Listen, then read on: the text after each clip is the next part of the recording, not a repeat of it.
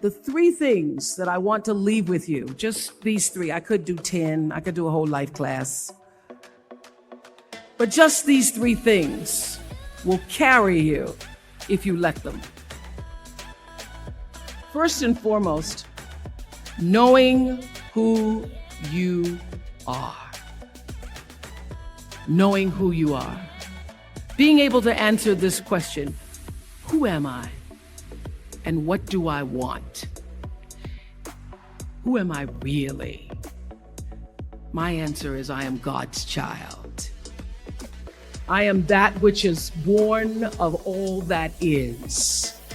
I am, as Pierre de Chardin said, a spiritual being having a human experience.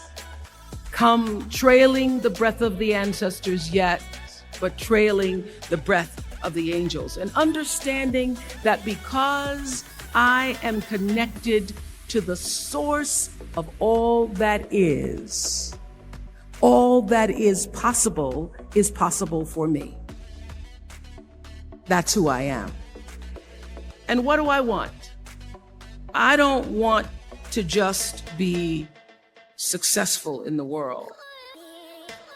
I don't want to just make a mark or have a legacy. The answer to that question for me is I want to fulfill the highest, truest expression of myself as a human being. I want to fulfill the promise that the Creator dreamed when He dreamed the cells that made up me. What do I want? You must have some kind of vision for your life. Even if you don't know the plan, you have to have a direction in which you choose to go. What I've learned is that's a great metaphor for life. You want to be in the driver's seat of your own life, because if you're not, life will drive you. So, knowing who you really are in this space and time that we embody. That's number one. What do you want? Who are you? Number two, you must find a way to serve.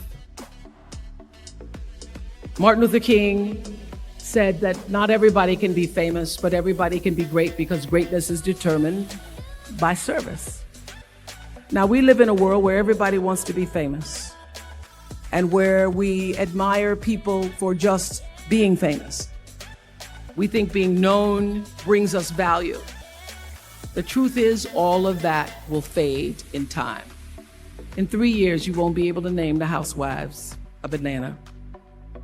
The real truth is that service and significance, service and the significance that you bring to your service is that which is lasting. So to be able to, whatever your occupation or job or talent or gift is, our honorees today getting doctorate degrees, to apparently opposite fields, HIV and AIDS and the spoken word.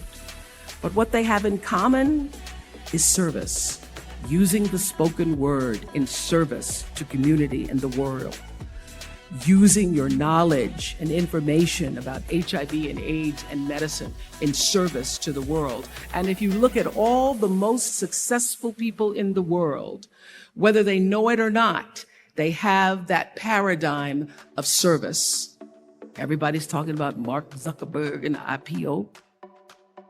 Service. Jay-Z rapping. Service. Through the word, to people, through song. For many years, I was really just happy to be on TV, and people would stop and say, "Oh, you on TV?" "Yeah, I'm on TV. I like being on TV. It's a nice job."